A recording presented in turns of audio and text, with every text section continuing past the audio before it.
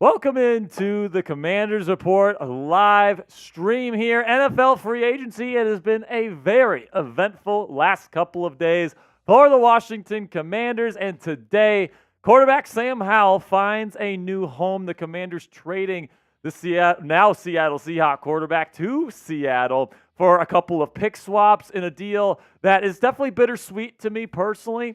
You send Sam to the Seahawks. You send your 4th-round pick this year, number 102 overall, and your 6th-round pick this year, 179 overall, and you get a little bit of an upgrade here. So you essentially go from a 4th-round pick to a 3rd-round pick, number 78 overall, and you go from a 6th-round pick to a 5th-round pick, and you just include Sam Howell in the deal, a guy that you probably weren't going to have on your team regardless. You bring in Marcus Mariota this week to be the backup quarterback of this football team, or who knows, maybe even the week 1 starter, depending how the rookie quarterback that they drafted at number 2 in the draft this year ends up playing in camp, all these different things. But today we're going to be doing a mailbag here on the show, so if you want to get your question, your comment, whatever the case may be, if you want to have your voice heard on the Sam Howell trade, on free agency, Bobby Wagner, Dan Quinn, Adam Peters, or just in general, what you think the Commanders are going to do in 2024,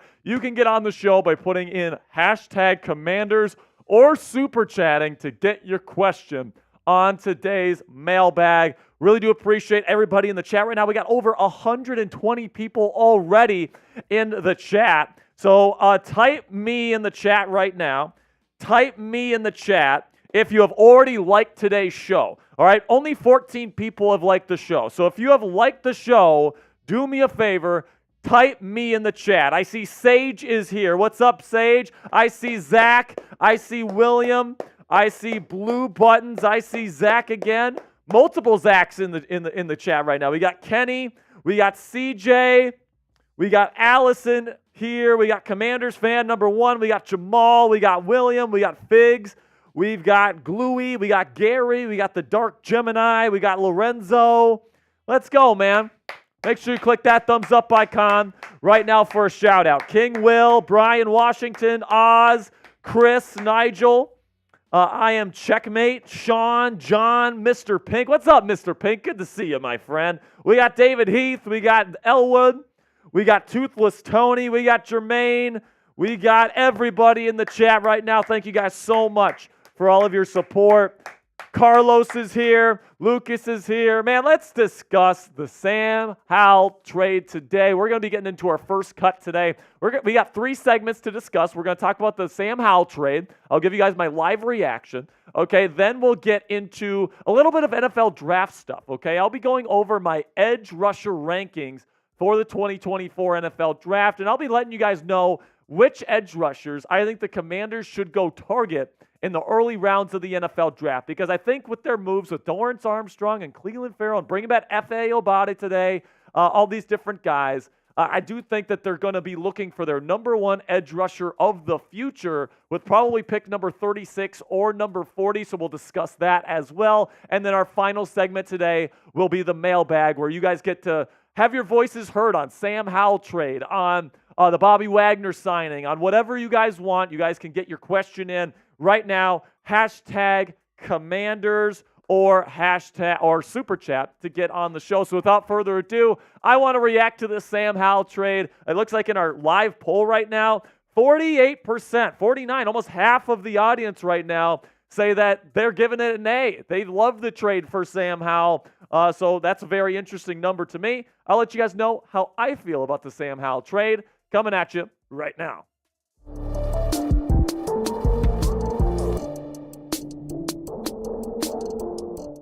The Washington Commanders have traded quarterback Sam Howell to the Seattle Seahawks in exchange for a couple of pick swaps here. It's a very interesting move by the Washington Commanders. Of course, they signed Marcus Mariota the other day, $6 million contract, and it was the writing was on the wall, in my opinion, with this one. It was obvious that the Commanders were shopping Sam Howell trying to give him an opportunity to maybe be a backup next year and then maybe come in and be the franchise quarterback of another team. Of course, Sam was the starting quarterback for the Commanders this past season, and it looks like sitting at number 2 overall, the Washington Commanders are going to be taking a quarterback of the future. So Washington trying to do right by Sam here, not just keeping him here as a backup or whatever, sending him elsewhere to try to give him a chance to maybe thrive elsewhere. So make sure you guys click that subscribe button right now, because this might be, I don't know, the 8th or 9th breaking news video that we have had on the Commanders Report just this week. Washington has certainly been very, very busy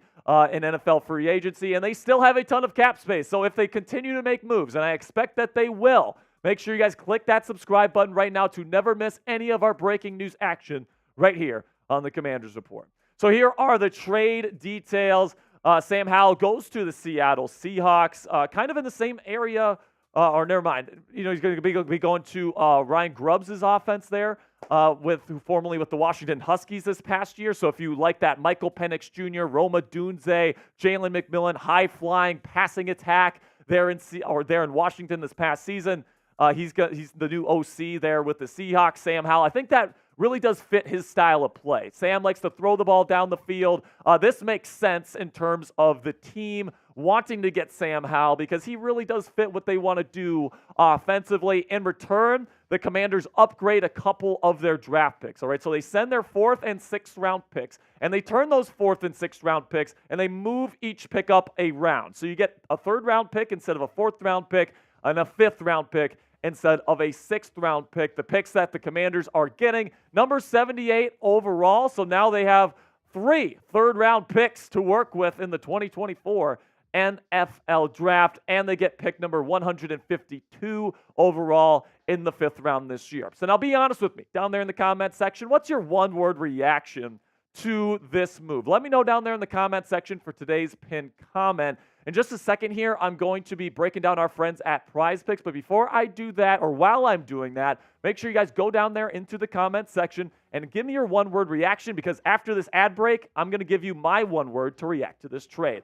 And with that, let's talk about our sponsor here at Prize Picks. Download the Prize Picks app or go to prizepicks.com/CLNS for a first deposit match up to $100 today. Football season may be over, folks, but the action on the floor when it comes to basketball, both collegiate and professional, is just heating up. Whether it's tournament season, March Madness, we know it's here. It is March after all, or the fight for NBA playoff home court. There's no shortage of high-stakes basketball moments this time of the year. Get in on the excitement with our friends at Prize Picks, America's #1 fantasy sports app, where you can turn your hoops knowledge into serious cash. With quick withdrawals, easy gameplay, and an enormous selection of players and stat types, you can make a ton of money with Prize Picks today. It is the #1 daily fantasy sports app in the United States of America. So how does it work, you ask?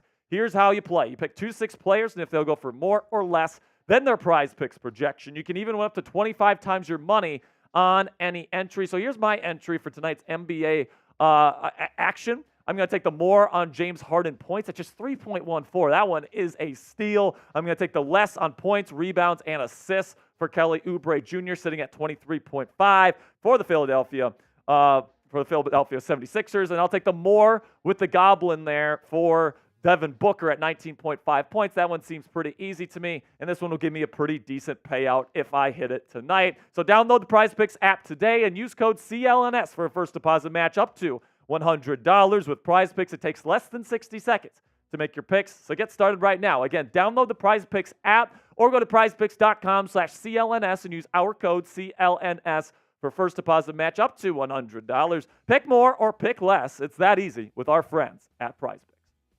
So my one-word reaction to this trade, guys, is that it is bittersweet, because plain and simply, I like Sam Howell, okay? I've been an advocate of replacing him this offseason because I think that's the best move for the team. But, man, you know, Sam Howell did show some good things in 2023, especially in the first half of the season. Then in the second half, you could tell he was definitely pressing. He was throwing more interceptions. And, of course, he had zero protection in terms of his offensive line last year. He had one opportunity to be a starter in this league as a 5th-round pick. And as a 5th-round pick, I mean, you don't get many opportunities to start. And when those opportunities come, you have to deliver. And unfortunately, Sam Howell just didn't play well enough for the Commanders to be like, you know what, we're going to pass on one of these blue-chip quarterback prospects, number 2 overall in the draft this year. So, they bring in Marcus Mariota to be the new backup quarterback and all these different things, and they're going to be drafting a quarterback at number 2 overall. But honestly, guys, what I would have rather have done here is not trade Sam Howell. I know you're upgrading your picks in the NFL draft, and because of that, I guess I'm okay with the move. But I think that Sam Howell would be a better option than Marcus Mariota as a backup quarterback. But if you're going to trade Sam Howell away, I am happy that you are improving your draft position and you're getting, and not just in one pick, right? You're moving up for 2 picks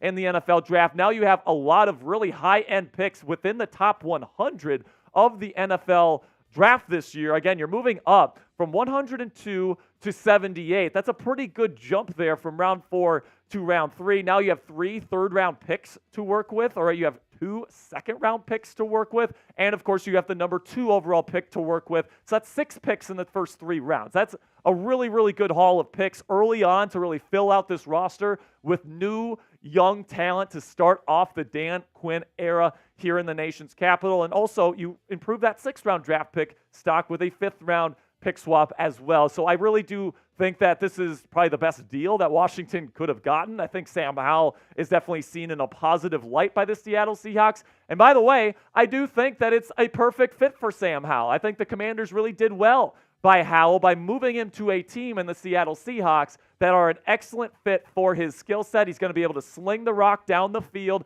to guys like DK Metcalf and Tyler Lockett. And, who knows? Maybe in a year or 2, whenever Geno Smith leaves, if they've seen enough from Sam Howell in practices and they like the way he interacts with the team, who knows, guys? He might get another opportunity to start. Geno Smith has had injuries in the past, so if he gets another opportunity to play, I have a feeling Sam Howell, this is definitely the best possible chance that he has of really solidifying himself as a franchise quarterback in this league, and I think it works out for everybody involved. And by the way, our Seahawks host, Tyler Jones, is not very happy with this trade, which tells you that we won it, baby. We won this trade, okay? So I'm wishing Sam Howell the best of luck. I think it's a good fit for him. I like that the Commanders, if they're going to decide to trade Sam, I'm grateful that you're improving your draft stock. Now you have 6 picks in the first 3 rounds. That's an excellent haul for the Commanders. I'm extremely excited for the future of this franchise, and I wish Sam Howell the best of luck. So grade the trade for me right now. A, B, C, D, or F.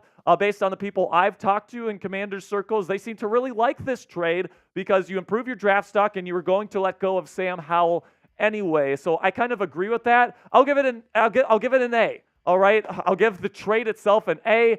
Maybe I would have kept Sam Howell as a high-end backup on a super cheap contract as opposed to trading him away. But the trade itself, I think you probably got the most that you probably could have got out of Sam Howell, almost double the amount of compensation that you would have gotten for like a Mac Jones, for example. So obviously the Seahawks view Sam Howell as a very high-end backup. So I'll give it an A, an A-, somewhere in that range. But let me know what you guys think down there in the comments section. So let's recap the free agency moves for the Washington Commanders here. You add Zach Ertz as a really nice veteran piece to this offense, kind of a leader in the locker room as well. Dorrance Armstrong to a 3-year deal.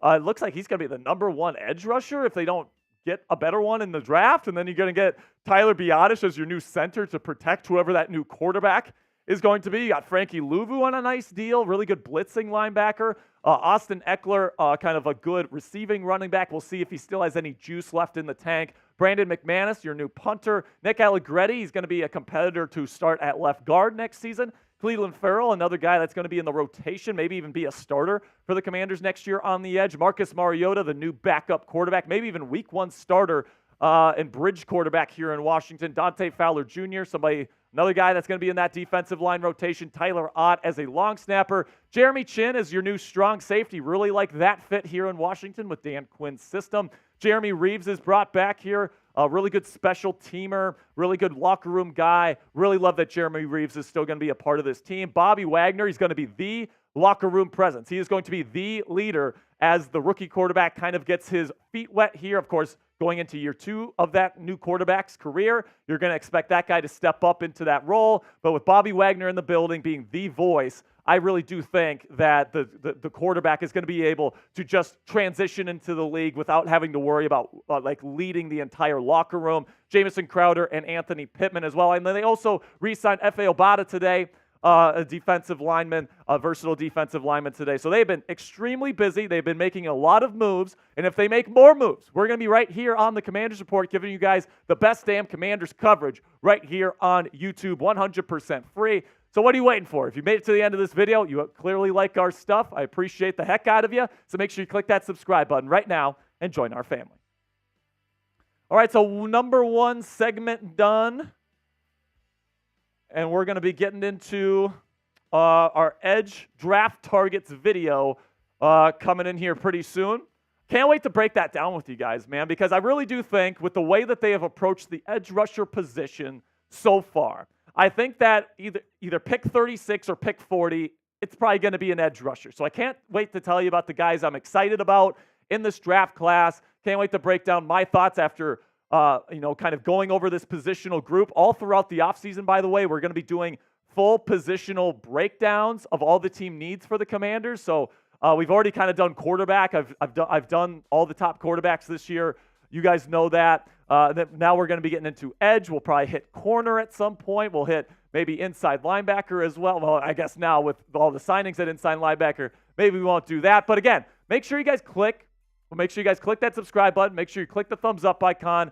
And remember, the mailbag is coming up soon. So hashtag Commanders along with your question or super chat. And by the way, Mr. Tex, I think we got a super chat. So let's get to that super chat right now.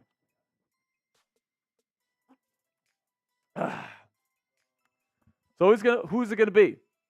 Kenny Strauser. What's up, Kenny, with a $5 super chat? Everybody give it up for Kenny in the chat. Says, now that we've addressed so many needs in free agency and now with even more draft capital, do you think trading for the number one is more likely? I don't think so, Kenny. I wish for the right price I would trade up. I love Caleb Williams, okay? I love him. But you still have two really good quarterback prospects waiting for you at number two in Drake May or Jaden Daniels. And if the price is like 3 first-round picks and change, it's just that's not what I'm going to be willing to do if I'm the Commanders, man. I'd rather have those first-round picks. What's that? Yeah, it looks fine, Tex. Yeah. Kenny, I don't think they're going to be trading up. I think they're going to be okay with either Drake May or Jaden Daniels. If you believe the reports out of Washington, they really like Drake May.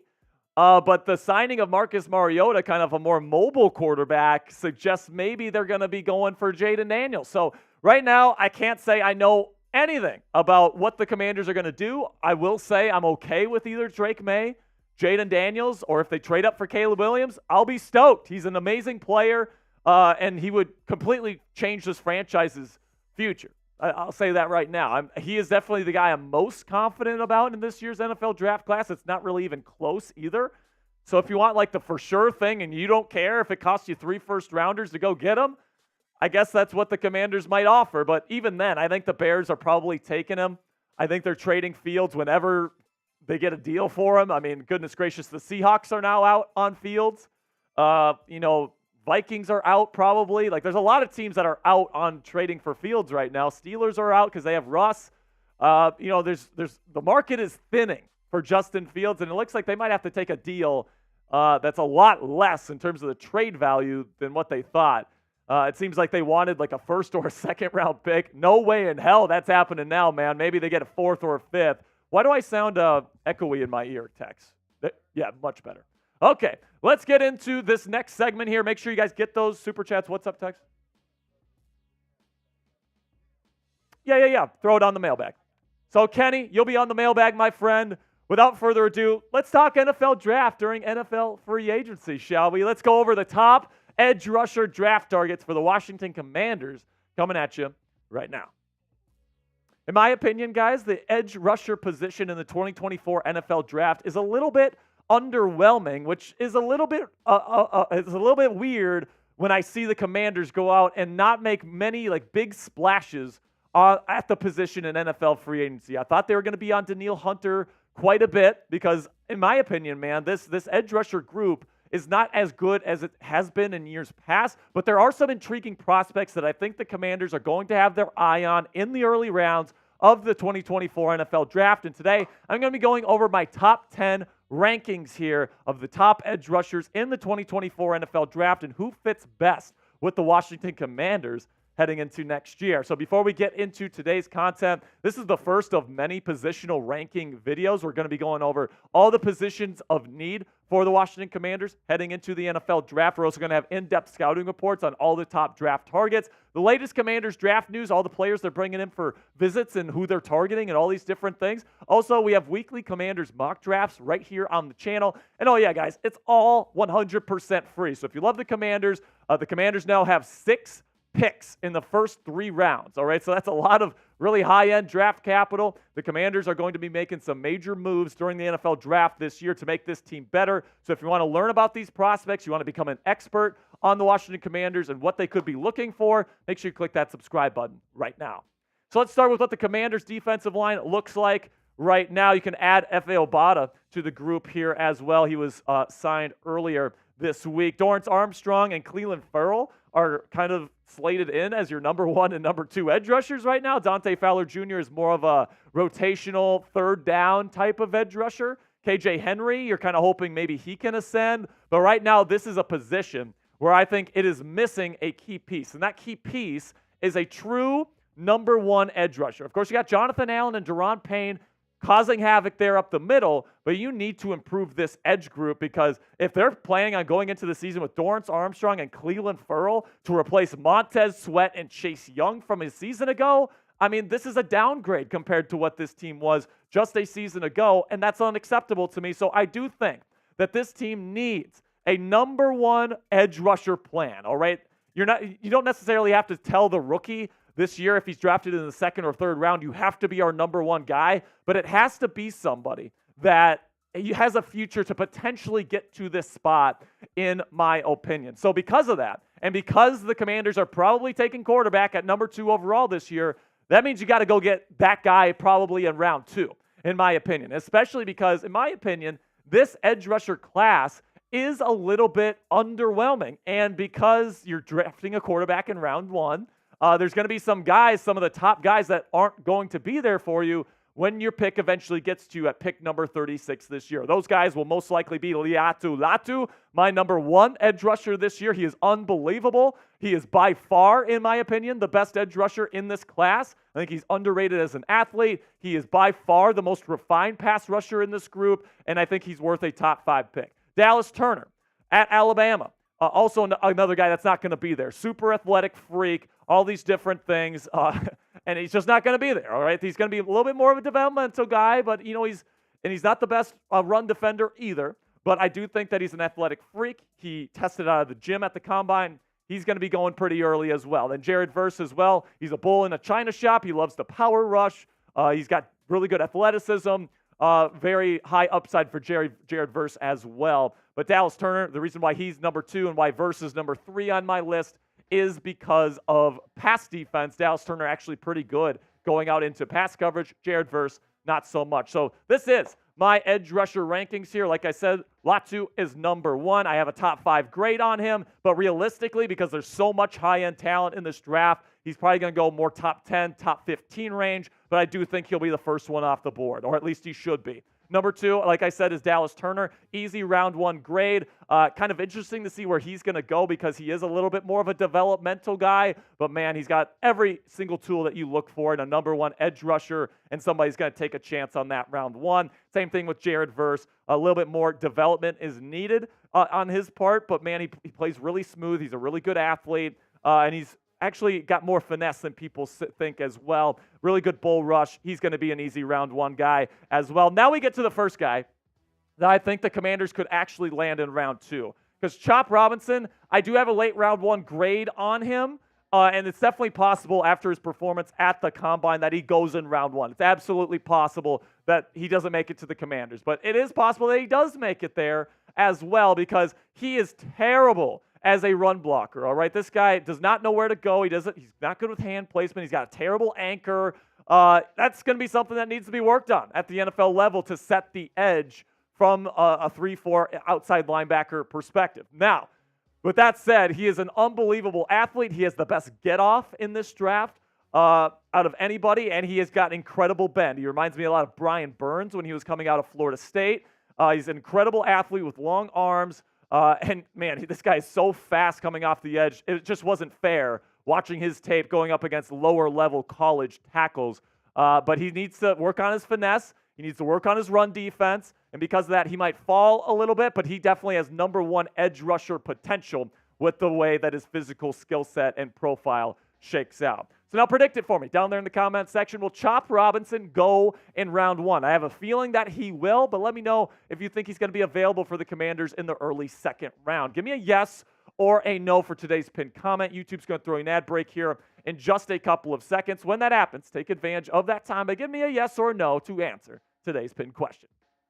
Now, number 5 on my list, maybe a little bit of a surprise, but I love Jonah Elliss out of Utah. All right, I think that he is probably the second most refined pass rusher in this year's draft class. And before his shoulder injury really derailed his final season there with the Utes, I think there's an argument to be made he could have been ranked number 2 on this list. I think that he reminds me a little bit of T.J. Watt. He's like T.J. Watt light in the fact that he's got a lot of different pass rush moves. He's very intelligent with the way he deploys them. He reads and reacts to the tackles and what they're trying to do to him very well. He's a good run defender, and I think that his shoulder is going to heal. I mean, I think some people, some draft analysts out there are probably looking at just one game, probably towards the end of the season when he was dealing with that shoulder injury, when he literally couldn't use it, and they're basing their analysis based on that. But if you look at his play before the shoulder injury, he was awesome, all right? And I think he's going to be able to get back to that. I have an early second-round grade on him.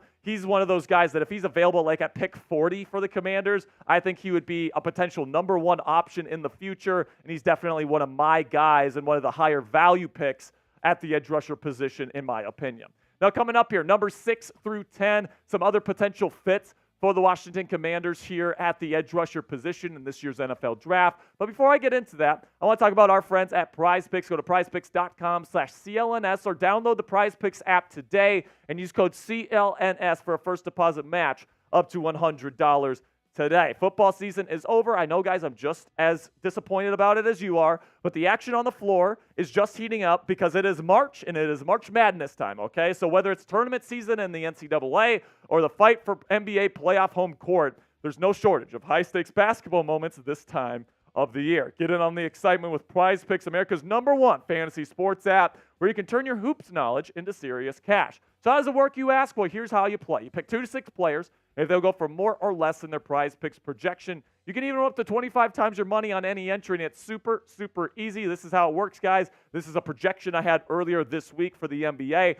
You simply choose more or less, and it's super easy. And if you know ball, you can seriously make some serious cash. And then the one on the bottom there, you might notice that there's no option for more or less. That's because that is a goblin in the Demons and Goblins promotion that Prize Picks is doing right now. A demon is a harder to get projection, but it's a higher payout. And a goblin is an easier to get projection with lower payouts. This is an example of a goblin. I'm taking the more on Devin Booker points. I mean, come on, Booker's going to score more than 19.5, right? So go ahead right now, download the Prize Picks app, and use code CLNS for a first deposit match up to $100 today to get started. With Prize Picks, it takes less than 60 seconds to make your picks. To get started right now. Again, download the Prize Picks app today or go to prizepicks.com/CLNS and use code CLNS for a first deposit match up to $100 today. Pick more or pick less. It's that easy with our friends at Prize Picks. Now, this one is definitely more of a surprise, all right, because Pro Football Focus right now ranks this guy as a 5th-round value, okay? But number 6 on my list is Xavier Thomas out of Clemson, because this guy is a tactician. Now, he doesn't necessarily have the ideal measurables that you're looking for, but when I look at this guy's film, his hand usage is beautiful. He's very intelligent. He is a good run defender as well. He's got a good anchor. All right, he does a lot of things exceptionally well. Now, is he ever going to be a number 1 guy? I'm not too sure, because you really do need to have those measurables to really be considered like an elite guy in the league. But Xavier Thomas, I think, is going to be an immediate number 2 edge rusher, and he's going to be really good in this league for a very long time. And Pro Football Focus ranks him as 151st, a 5th-round value. So if you can get Xavier Thomas in like the 4th or 5th round if you're the Commanders here, I think that would be an absolute steal And whoever gets him in this draft, it's going to be an absolute steal because I currently have a late second round, maybe early third round grade on Xavier Thomas. His hand usage is beautiful. He was dominating at the Shrine Bowl here in Frisco, Texas a couple weeks ago. I love Xavier Thomas. He's one of my guys, and I'd love to see him in a Commander's uniform. Just a year after they took KJ Henry in the middle rounds last year. Another Clemson Tiger edge rusher. Now, number 7 on my list is Braylon Trice. Now, Braylon is definitely one of the more productive edge rushers in college football, or at least he has been. Very intelligent rusher like Xavier Thomas and Leatu Latu are, but the run defense leaves something to be desired. That's why Xavier Thomas gets the slight edge over Braylon. But as a day one rotational edge rusher, I think Braylon Trice, it's hard to get better than that, man, because he's got long arms. He uses them extremely well, extremely intelligent. And I really like what he does as an edge rusher. He plays with physicality. He plays with speed. I like what he does as a pass rusher, and I have a late round 2 grade on him as well. Then Chris Braswell is number 8 on my list, and he's got a very similar profile to Braylon Trice. He needs to work on the run defense. He has to work on the anchor and all this, and the diagnostics of knowing where his gap is and all that stuff. But Chris Braswell, guys, what worries me about his run defense and his development into the league is that he was at Alabama. Will Anderson, like all these different guys that come out of there at this position are usually great run defenders, and Chris Braswell is not. All right, so he's gotten excellent coaching, and it's still not there, which worries me a bit, but he does have a very nice, very solid pass rushing profile, and I do think he is worth a late round 2 pick or an early third round pick, in my opinion. Then number 9, I got Mohamed Kamara. He reminds me a lot of Shaq Barrett. Okay, so this guy I think is more of a value pick. He still has some work to do in terms of how he uses his hands and the finesse, and he needs to work on his pass rushing moves. But he's got a really nice athletic profile, and I think that he's done a really good job throughout the entire process. He did well at the Combine. He did a really good job at the Shrine Bowl this year, and I'm very excited about Mohamed Kamara as a potential value pick on probably late day 2 there in round 3. I think that'd be a great value for the Commanders as well. And then this one might be a little bit low to some people. I mean, I've heard Darius Robinson getting first round hype because he's massive and he's super strong. And he is easily the best run defending edge rusher in the class this year. It's not even close. With the amount of anchor and strength and size that he brings to the table, you're not moving him anywhere from the edge rusher position. He reminds me a little bit of Leonard Williams, but the thing with him, guys, is that as a pass rusher, he needs to develop the finesse. He only has one move right now. It's a push and pull move, and it works against college guys for sure. It was working at the Senior Bowl as well, but against top flight NFL offensive tackles, you're going to have more than just that one move. And Darius Robinson right now, he doesn't actually play with much power in the pass rushing game, despite the fact that he's massive. He could certainly have a better pull rush. So there's still things that he needs to be working on. Now, I do think he's worth a round 3 pick, maybe even a late day 2 or late round 2 pick. And he'd be actually a pretty decent fit here with the Commanders, but I am a little bit lower on Darius Robinson than some of the other people out there in the NFL draft space. Now, here's some honorable mentions here. I like Marshawn Nealon's game as a mid-round pick. He's kind of reminds me of Derek Barnett, kind of a bigger guy, but he's definitely limited in terms of his upside. Adisa Isaac might be a surprise here as a late round 3, early round 4 guy, because I think he's a pretty darn good run defender. I think he's probably an early down edge rusher from day 1. But I really don't think he gives the pass rushing upside that you're looking for. Pro Football Focus has him ranked as like a round 2 pick. I don't see that with Isaac personally. Austin Booker from Kansas is intriguing. He's got a lot of moves, but he's not really intelligent with how he deploys them. He has to read offensive tackles better to know which moves to go to.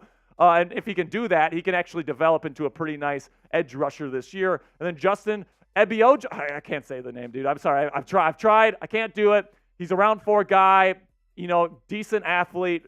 But at Alabama, man, with the coaching that he got, he should be a lot better than he is, in my opinion. So which edge rusher do you want the Commanders to draft this season? Let me know what you guys think down there in the comments section. For me personally, I would love Jonah Ellis. I would love Xavier Thomas at a value.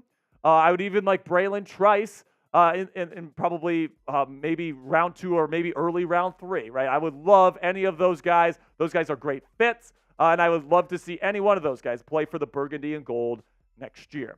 So that'll be it for today's show, guys. This is just the first of a bunch of positional ranking videos that we're going to be doing on the channel. So if you want in-depth, extensive Commanders draft content all throughout the 2024 offseason, make sure you guys click that subscribe button right now. And until next time, hail to the Commanders. All right, the mailbag is coming up in just a couple of minutes. If you haven't gotten your questions in yet, let's go. Hashtag Commanders or Super Chat. I don't think we got any Super Chats in, did we? Just the one that we hit? Okay, cool. So how many questions do we have in right now?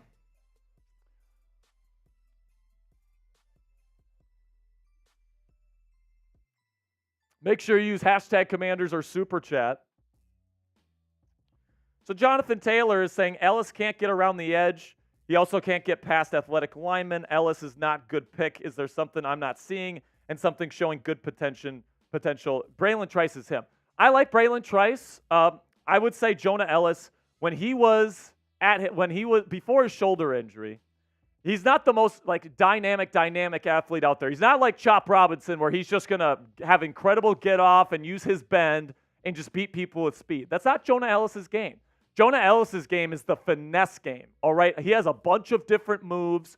He's got a swim move. He's got a cross chop move, all right? He's got a bunch of different stuff at his disposal, and he's incredibly intelligent with how he deploys them, okay? So I think he's a good athlete, not a great athlete, so I think maybe you're underestimating the athleticism a little bit with Jonah Ellis. But I think, when I pulled on his film, I was not expecting to see what I saw, which was a really refined, really intelligent, potential number 1 edge rusher in the NFL. I think he's a good run defender, which is something that a lot of these guys in this class are not. Like I said, it's an underwhelming edge class in my opinion.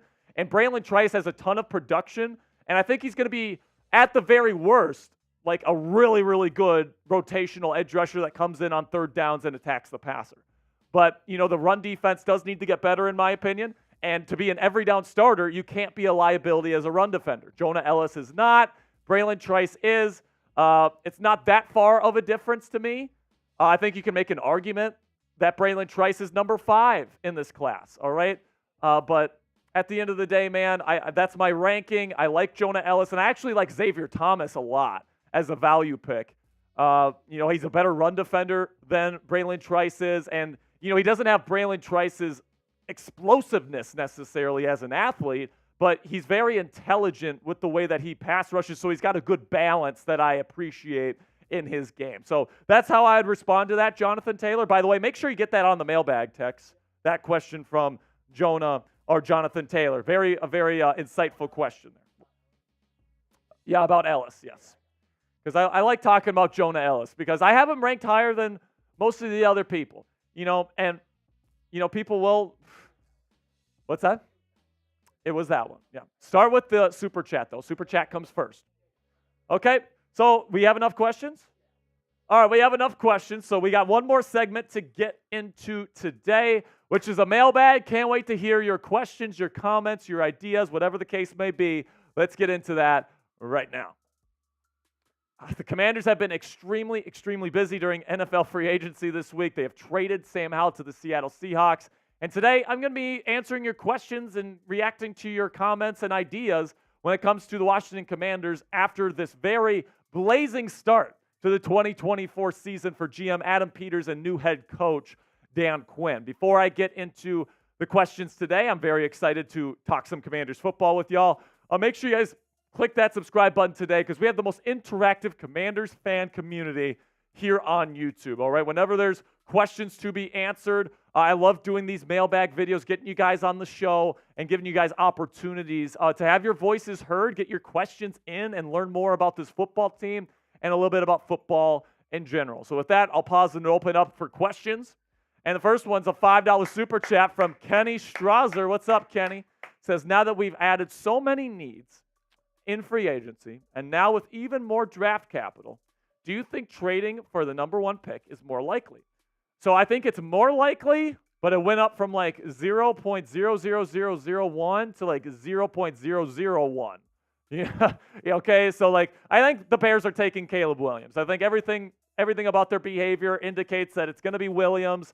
I think they're currently trying to get the best possible deal for Justin Fields, and nobody is willing to give them what they want, which is hell for them. But that's the situation that they're in. I think eventually they will trade him for a 5th or a 6th round pick, something like that. But I think that the Commanders see what they have right now. They know they have a roster that they're going to have to rebuild over the next several years, and giving up what it's going to take to trade up to number 1, namely probably an additional 2 first-round picks, along with your pick this year, and probably some other mid-round picks. And that's just too high of an asking price, I think, for Washington, who I think is okay with taking Drake May or Jaden Daniels and keeping their first-round draft capital. So I would personally love if they got Caleb Williams, because I think he's a special guy that changes the trajectory of this organization immediately.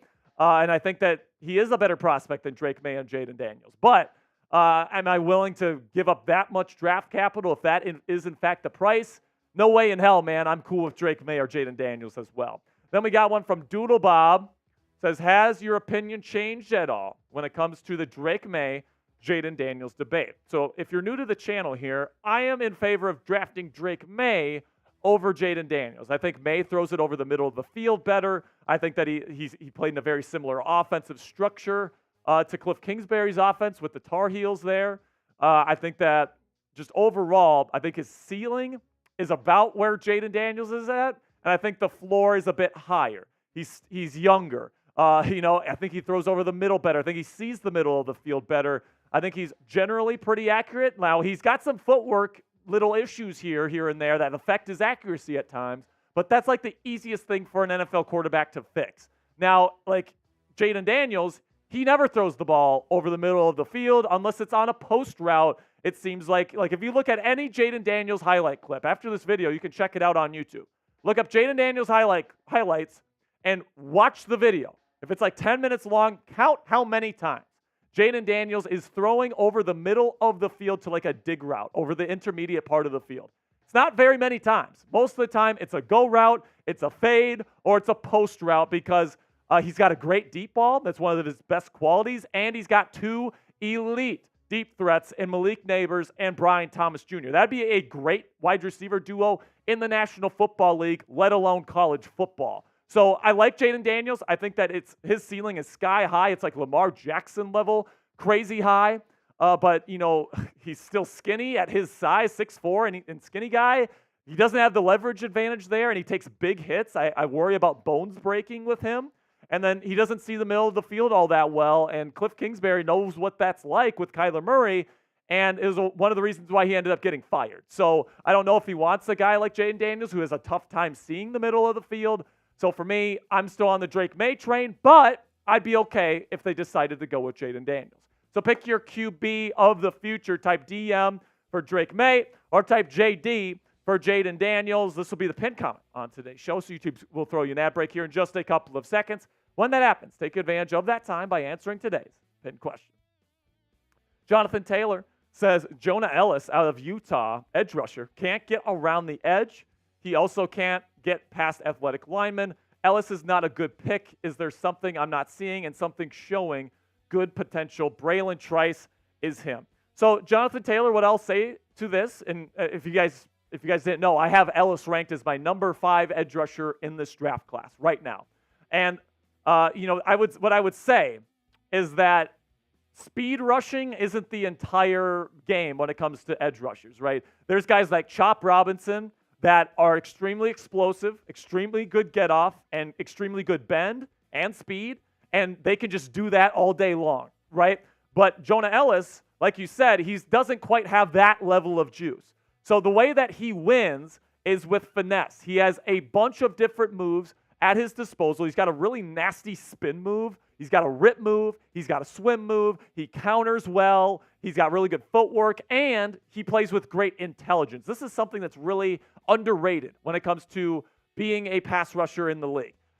Reacting to what the tackle is giving you and then executing the right move to beat that. Okay, that's what Jonah Ellis does really well, better than anyone except Leatu Latu in this draft. And because of that, I would love for the Commanders to get him in the second round. I think that he would be worth that pick. I think he'd be coming in right away off of that repaired shoulder that really derailed his final season there in Utah. And I'm really high on Jonah Ellis personally. I think that he's a really good player. I think he's going to be a really good player as a pro. And I think he could be just what the doctor ordered when it comes to the Washington Commanders. Then we got one from Eugene here. What's up, Eugene? Says, as others pointed out, we need a left tackle. How will they address this? So they could still bring in Tyron Smith. We brought in a bunch of Cowboys already. And Tyron Smith still hasn't been signed as of the time of me recording this video. I would love to see him in a Commanders uniform. You still have Trent Brown on the open market. I would like to see him there as well. Or this is a very, very deep offensive tackle class as well. We'll probably go over offensive tackles soon on the channel, give you guys my positional rankings on them. But like a Blake Fisher from Notre Dame, if he's there, I am taking that probably at number 36 overall. I think he could be a starting left tackle in the league right away, and I think he's got room to grow as a player as well. So it could be either free agency or the draft. They have the draft capital to spend money still in free agency, but they also have high draft capital in a year where it's a really good year for offensive tackle talent. So I do think the Commanders will address this with one or the other, or maybe even both. So make sure you guys sub for draft content from the Washington Commanders Report here. We have the latest Commanders draft news, all the guys they're meeting with, all the guys they're targeting. We have in-depth scouting reports on all the top prospects this year, positional rankings for every position of need for the Commanders. We're going to be doing individual videos for each position.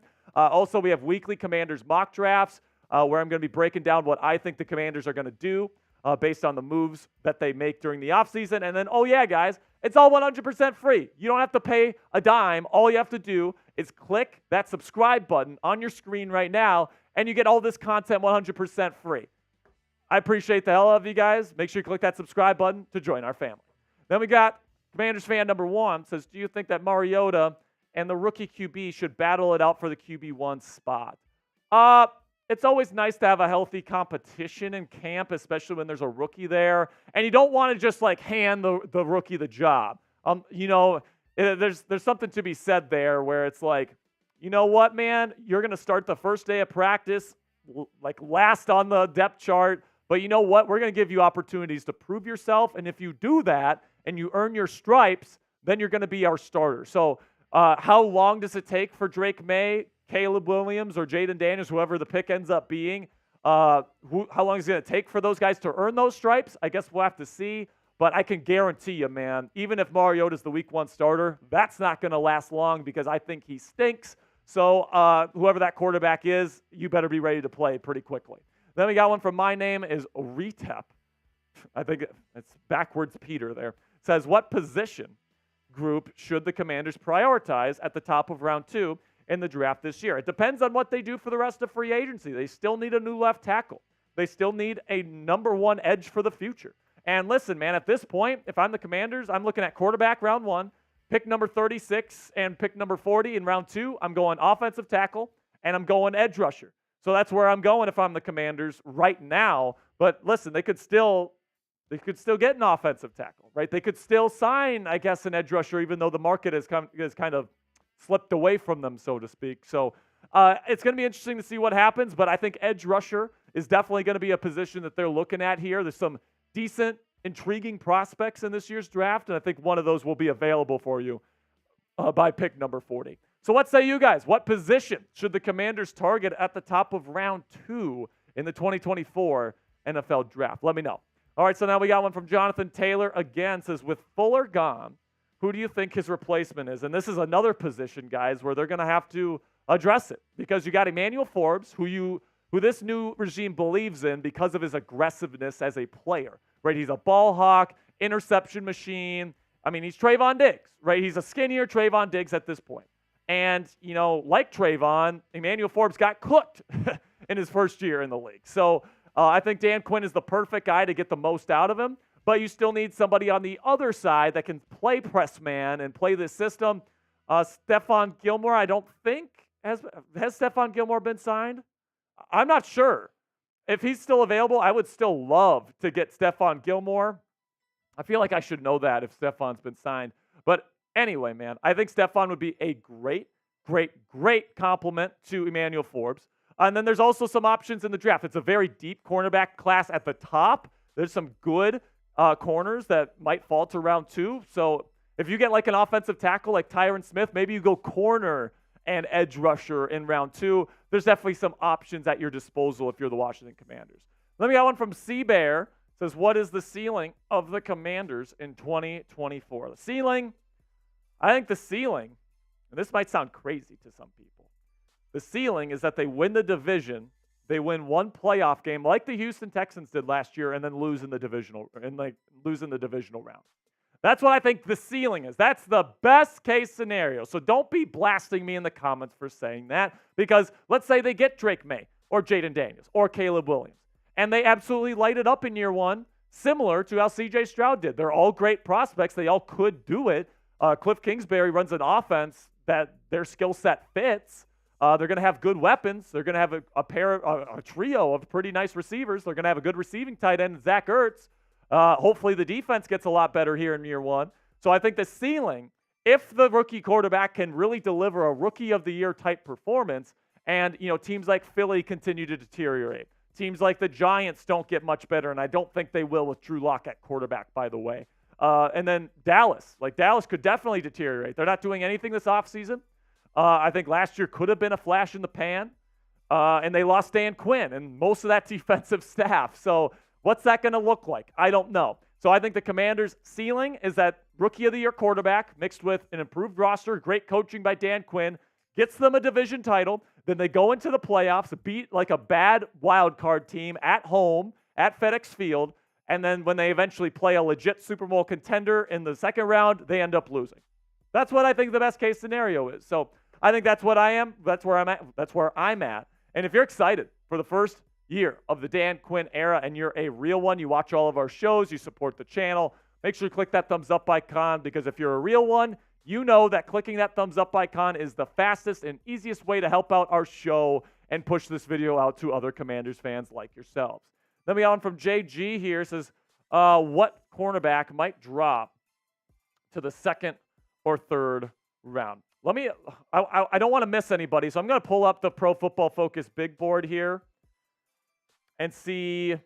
I mean, Cooper DeJean is maybe the medicals aren't checking out for DeJean from Iowa, and somehow he falls to you in round 2. That's probably the best case scenario. Terrion Arnold out of Alabama is an interesting option. Kool-Aid McKinstry, I think, is probably going to be there in round 2 because of that foot injury that he has. TJ Tampa from Iowa State is an interesting one. Ennis Rakestraw from Missouri is a good player. Kyrie Jackson, maybe not in round 2. So Renardo Green, I'm a big fan of out of Florida State personally. So I think there's going to be one of those guys that's sitting there for you in round 2. So if you're in need of a good corner, go ahead and pick him up. This one from You Like That says, what % chance do you give the Commanders to make the playoffs next year? I don't know, man. So hard to project with the quarterbacks, right? With the projections of the quarterbacks, and will they be good in year 1? And will the offensive line hold up? That's a major question. I'll give them a 35% chance. Is that too high? I don't think that's too high. I believe in Dan Quinn. I think they're getting a good quarterback prospect no matter who they're bringing in. I like the weapons. I like the moves that they're making. I think they're going to have a good draft. They're going to be a young team. So I'm not going to say it's above a 50% chance, but 35 sounds about right to me. But let me know, what's the % chance the Washington Commanders make the playoffs in 2024? Put it on a scale of 0, meaning 0%, no chance, to 100, meaning they're definitely going to make it. Let me know down there in the comment section what you think. That'll be it for today's show, guys. Thank you so much to everybody that submitted questions this week. Make sure you guys click that subscribe button right now for extensive Commanders coverage all throughout the 2024 offseason. All right, so we got our segments done for the day. I'm gonna put a 5-minute shot clock on the show right now. 5 minutes and counting. We need to get to $50 in Super Chats for us to keep the show going. So we can stay here as long as you want, as long as the Super Chats keep rolling. Okay? As long as the Super Chats keep coming, we'll talk about whatever you want. Okay. No, it's fine. So Henry Schneider's here. What's up, Henry? You got a question? What's your question? We'll talk some Commanders here in the 5 minutes. Make sure you guys get your super chats in if you want us to keep the show going. If not, we've had a good show, man. We talked some edge rushers. We talked some trade with Sam Howell, and then we went over the Q&A, which was good. Henry Schneider asked, will we get Chase Young? I don't think so, man. That would be nuts if they brought him back. Just traded him. I don't think he wants to come back. Reportedly, a lot of players on the team didn't like him personally. And he says, or who will we get as our starter as edge rushers? Dorrance Armstrong is going to be a starter. But the thing is, man, I think that the thing that they're missing right now is a legitimate number one guy. Like Dorrance Armstrong would be a good number two. Dante Fowler and Cleveland Ferrell would be a good edge rushing duo as rotational guys. They're not right. They're not in the correct fits, right? Dorrance Armstrong in this current configuration would be the number one edge rusher. I don't want that to be the case. I mean, I like him as a second guy, but what this tells me, if they're going to go into the season with Cleveland Ferrell as one of their starting edge rushers, is we're going to rely on Jonathan Allen and Deron Payne to make all of our big decisions or make all of the pressure. And it's just like, I don't know, man. I don't know if that's a good plan personally. So right now, Chase Young is considered the top free agent available. Personally, if I'm the Commanders, I'm making a move. I'm trying to get Jadeveon Clowney, maybe. He had a really damn good season last year. He had 9.5 sacks last year. In a very similar system here where they blitzed a lot there in Baltimore. So I like that fit. I don't think Carl Lawson has found a home. He's an intriguing guy. But other than that, there's like nobody available, especially as a number one guy. So we talked about edge rushers today. And how it's a likelihood, in my opinion, at this point, that they're going to draft an edge rusher to be like the future guy, future number one, whatever. But Dorrance Armstrong and Cleveland Ferrell, I don't know, man. I feel like if you got a true number one guy in there, like I really wish they would have got Danielle Hunter. You guys know that I was a big Danielle Hunter guy. I think he would have completely changed the way that people view our defensive line.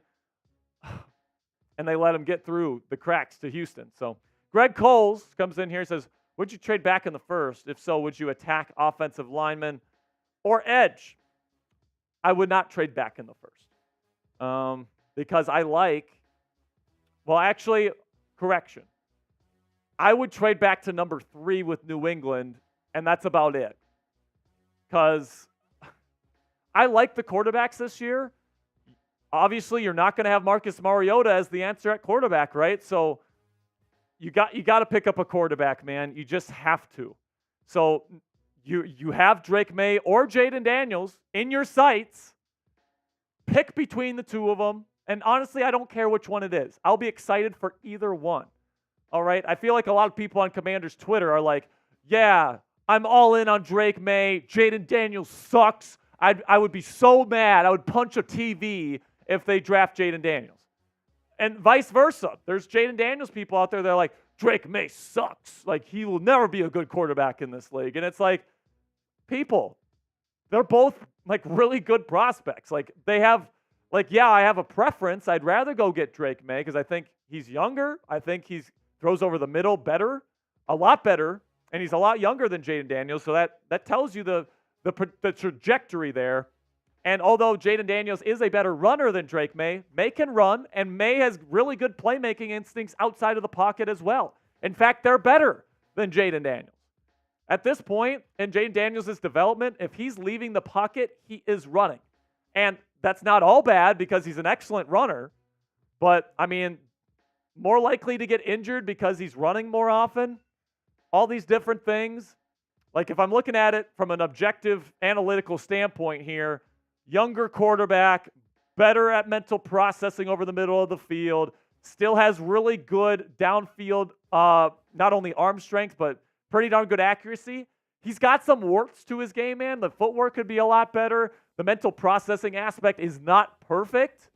All right, it's not with Drake May, but he's 21. And he's gotten better every year. Like last year, the statistics did not get better for him, but he lost all of his top receivers, and the offensive line was shit. All right? Look at Tez Walker, his number one receiver, going into the draft this year. Drake May played so well last year that people had Devontae Walker as a first-round pick in many mock drafts just weeks ago. And he's fast. He ran a really good 40 time, but he went to the Senior Bowl, and he was dog shit. He was the worst receiver there. He couldn't separate. He was dropping everything. Like, that was his number one guy. And Jaden Daniels had 2 number one receivers in the National Football League to throw to, and Malik Neighbors and Brian Thomas Jr. Both of those guys could be number one receivers in the league, and he had both of them in college. So, I mean, I don't dislike Jaden Daniels. I would be happy if they drafted him. But Drake May has played under adversity. He's got really the mentality, I think, and the personality that Dan Quinn likes in his locker room. I like Drake May a lot, man. I don't get why people are lower on him now. Because Chris Sims, of all people, put him 6th on his list. I mean, come on now. If you're listening to Chris Sims about this guy, I have nothing to say to you, man. Like, I've watched the film. I've watched a lot of it for all of these guys, and I'm not changing my opinion. I think Drake May is the better guy. I think that he's the better pro prospect. But, however, also, if they decide to go Jaden Daniels, I'm not going to punch a wall. I'm not going to punch a TV. I'm going to be excited for the future of this team because they're both really good prospects that could be star players in this league. So, I'm done playing teams and all this different, high school shit. I just want this team to get better, and I trust Dan Quinn and Adam Peters to make the right decision. Eugene comes in here, says, how do you feel about the Commanders receiving group? I like it. They need to add more to it. They need to add size to it. The biggest receiver, I think, on this entire receiving core is like 6 foot tall. And this has been a problem for this team the last 3 seasons, is that they have nobody with size. Nobody. Or at least nobody good. And, Terry McLaurin isn't small, but he isn't like a bigger, like true X guy. So I like Terry. I think Jahan in this offense is a great fit. They're bringing back Jamison Crowder, who I like as a special teamer / backup slot guy. I like Mitchell Tinsley. I like De'Ami Brown. So would I love to add like a bigger receiver, like Johnny Wilson out of Florida State in the 4th, 5th round? I don't hate that. Johnny Wilson is fucking massive. Could play tight end. That'd be enough size for the entire fucking team. And I'd like that, man. Last question here, Mr. Tex, then we're going to sign off. Says, I have anxiety until we sign tackle. I accept 1 in free agency and 1 on day 2 in the draft. We have no starters. I mean, I think right now the plan is to start Andrew Wiley at one of the spots. And I don't like that plan. I want to move him to guard. Because he gets more help with more double teams, and he has less one-on-one reps, because last year he was terrible. Andrew Wiley is not a tackle in this league, but they're paying him tackle money, so they might be saying, well, if we're paying him tackle money, he's going to be playing tackle. And I'm like, that is a bad idea, dude. Yeah, man. I feel like I want to go get Tyron Smith. You have the money to do it. He has the connections with the coaching staff. And it's like, producer Tex is a Cowboys fan today, guys. So if you want me to slap him with a tortilla, last second $20 super chat, you can send that in. But yeah, man, I have anxiety about it too, CJ. I'm not gonna lie. I want them to address it in the right way. And it seems like right now all their focus is on the inside linebacker room. They have 4 of them, and we have no starters at left tackle. Can we please address it? I mean, clock's ticking here, Adam. I mean, let's get it done. I don't know, man. It's a deep offensive tackle draft. I can't wait to do that positional rankings video, because all 10 of the guys on that video are probably going to be projected starters for me. in the NFL. And I don't think I've ever had 10 projected tackle starters in a draft ever. So that'll be a fun one because there's a lot of good talent in this draft. I can't wait to break it down with you guys. That's going to be it for today's show. Thank you to everybody in the Commanders Nation for stopping by today. You guys are the best. I will see you guys later. If we have more breaking news, I will get a video out to you guys. And until next time, hail to the Commanders.